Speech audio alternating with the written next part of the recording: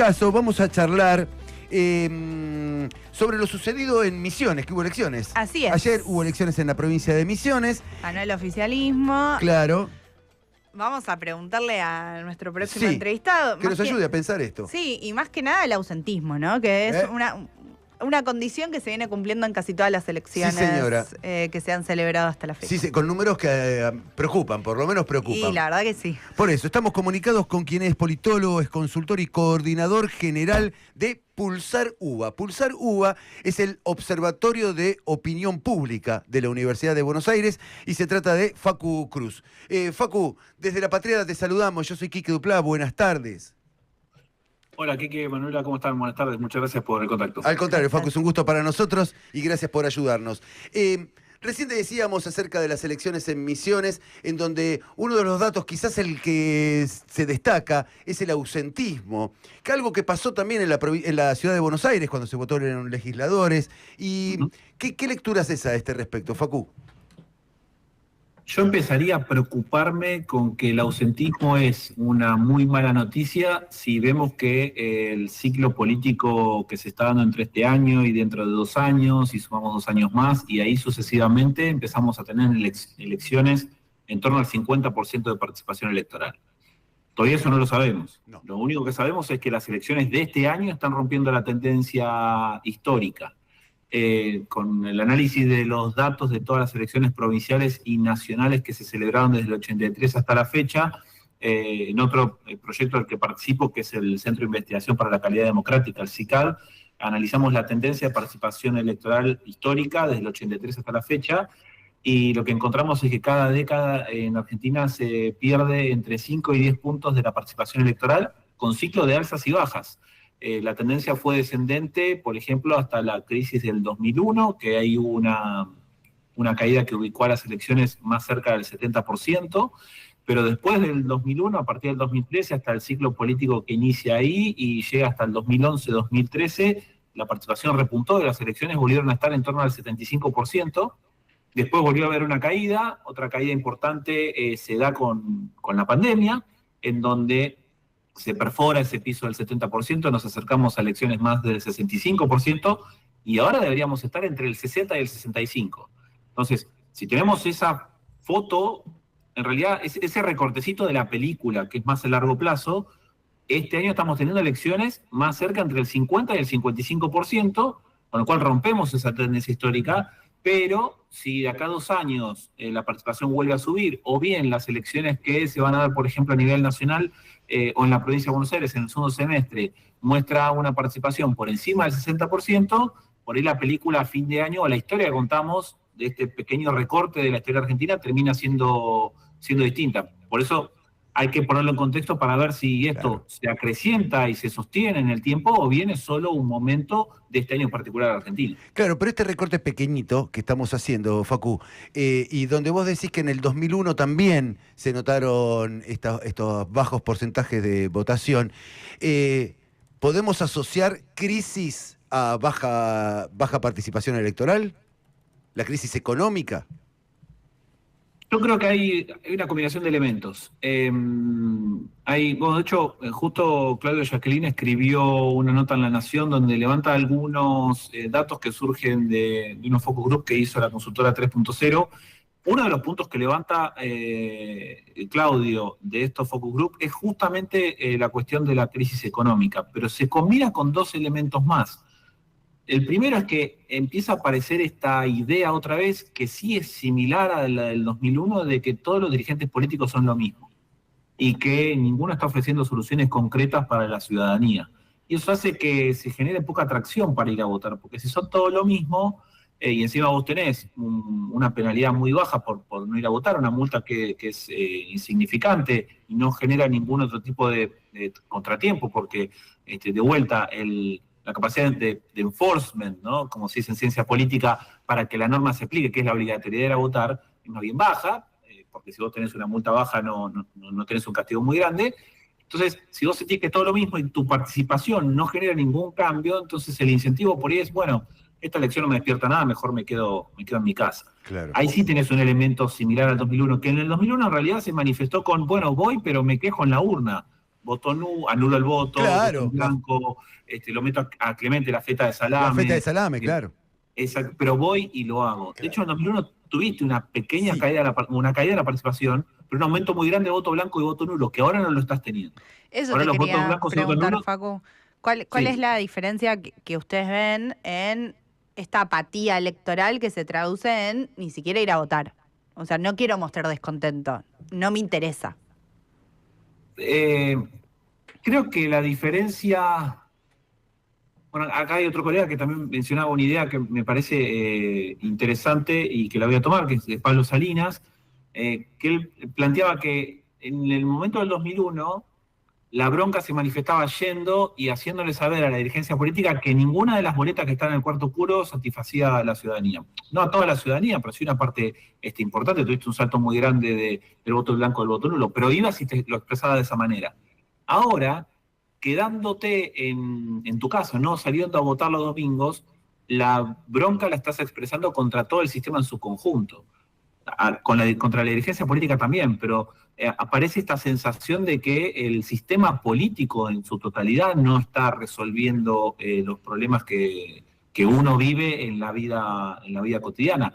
Y esto genera un montón de alertas y preguntas para todos los actores políticos, incluso los que se presentan como nuevos en los últimos 3, 4 años de política argentina. Ya son todos vistos como parte del sistema y ni siquiera los nuevos actores estarían resolviendo estos problemas. Y a esto te agrego un tercer punto más, ¿no? Decíamos crisis económica o cierta angustia, ¿no? Por la situación económica actual. Segundo punto, son todos los mismos. Tercer punto, fatiga democrática. Que hay también una discusión pública al respecto, ¿no? Esto sería para mí como pegarme un tiro en las rodillas, ¿no? Porque a mí me trabajo con elecciones y la realidad es que es algo que disfruto de hacer, pero hay públicamente un planteo de que cada 2 años se está votando en Argentina, entonces parece que Argentina vive en campaña constantemente. Y tal vez eso es lo que está pasando en el país. Cada 2 años se está votando, ahora estás votando cargos legislativos. ¿Qué te cambia una composición del poder legislativo, sobre todo local, en tu vida cotidiana? La Ciudad de Buenos Aires fue esto fue un punto para la elección en la Ciudad de Buenos Aires, porque era la primera vez en la historia de la ciudad que se votaban legisladores separados de diputados nacionales o de jefes de gobierno. Se ponía la discusión sobre qué hace la legislatura y qué puede hacer en tu vida cotidiana por primera vez desde que, se sanciona la autonomía de la Ciudad de Buenos Aires. Entonces, si vos estás votando cada 2 años, tenés elecciones que no sentís que te van a cambiar la vida cotidiana, sea el resultado que sea, y encima tenés que, informarte y concurrir a las urnas, aparece esta idea de fatiga democrática que está presente en Argentina y también está empezando a aparecer en otros países, ¿no? No somos la excepción ahí. Claro, y esto lo relaciono, esto que estás diciendo, la fatiga democrática, es muy interesante ese concepto, Facu. Lo relaciono con lo que dijo Cristina el otro día en Corrientes, ¿no? La reforma de la Constitución para votar cada 4 años. Y ahí tomaría un valor el voto más fuerte que el que tenemos.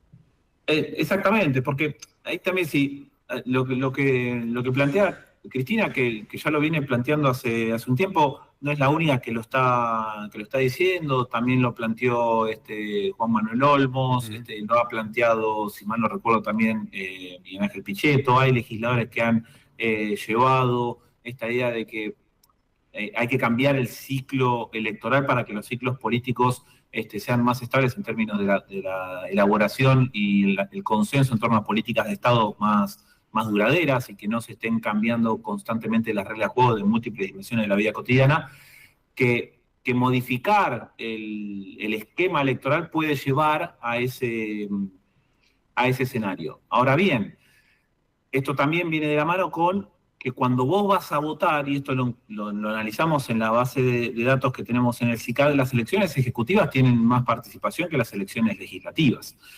Vos tenés generalmente unos 3, 4, a veces 5 puntos de participación electoral más entre legislativa a mitad de mandato y las ejecutivas siguientes. Hay más atracción por ir a votar por cargos ejecutivos porque estás votando a una cara, a una persona, a alguien que toma decisiones. Seguimos viviendo en un sistema presidencial.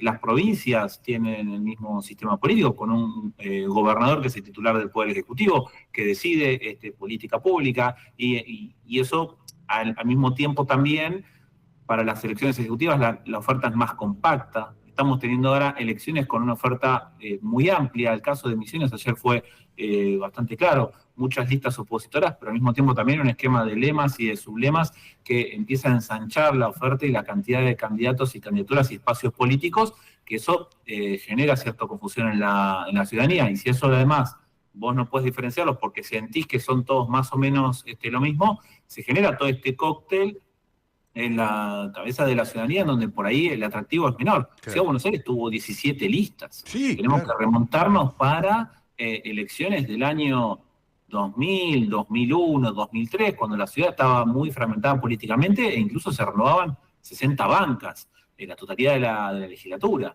Y eso también es una consecuencia de algo que también está empezando a aparecer a nivel dirigencial, que la suspensión o eliminación de las PASO como herramienta para dirimir las candidaturas venía con un argumento sustentado por algunos espacios políticos de que generan un costo adicional para los estados, pero que te resolvían un problema, que era un problema de coordinación a la hora de presentar la oferta. Claro. Y si vos no tenés un mecanismo para dirimir candidaturas, cada uno se lanza a la elección, y si gana, gana, y encima se lleva alguna banca o algunas bancas. Y eso se vio muy claro, me parece, en la Ciudad de Buenos Aires. Claro. Ahora, Facu, ¿hay algún estudio que diga a qué sectores o qué sectores mayoritarios son los que están ausentes de votar?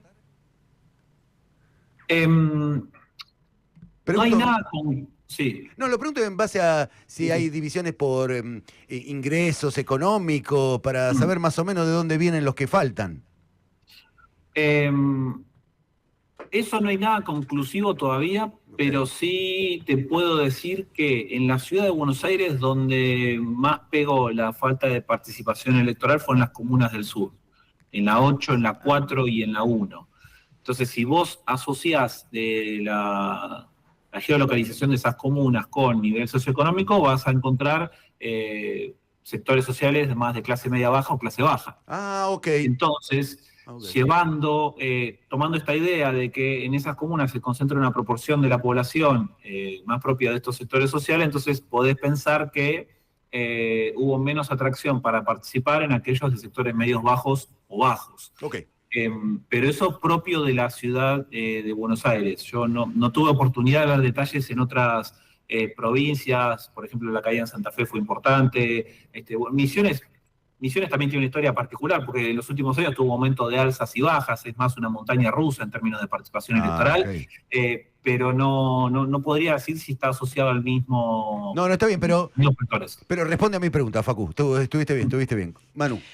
Facu, esto de, se ha dicho mucho en el último tiempo que esta apatía electoral al que más le pega es al peronismo. ¿Vos estás de acuerdo con esa afirmación o sentís que no necesariamente y en realidad cobran todos los partidos por igual? Es interesante la idea de que cobran todos por igual. A ver...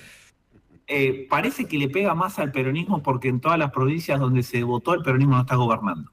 Entonces vos decís, bueno, hay baja participación, el peronismo no genera una oferta competitiva, no aparece disputando los primeros lugares de la elección, salvo Ciudad de Buenos Aires. Aparece como noticia en realidad que le cuesta al peronismo en su conjunto mostrar como una opción competitiva. Tal vez Chaco puede ser la excepción. Santa Fe está pasando por un proceso de renovación, y en realidad el segundo lugar, bueno, se lo lleva al espacio de Monteverde, si la memoria no me falla, pero después, como no está gobernando y la nota es no hubo una, salvo en la Ciudad de Buenos Aires, que una ventaja de 3 puntos de Libertad Avanza sobre la lista liderada por Leandro Santoro, en el resto de los distritos el peronismo quedó lejos del que sale primero, ya sea segundo o bien tercero o cuarto lugar. Entonces ahí parecería que la baja de participación afecta al peronismo. Yo no encontraría una relación directa ahí, pero sí hay algo interesante en que la baja participación en estas elecciones no está afectando a los oficialismos. Bien. En el 2023 hubo una pequeña caída. Salvo en la Ciudad de Buenos Aires.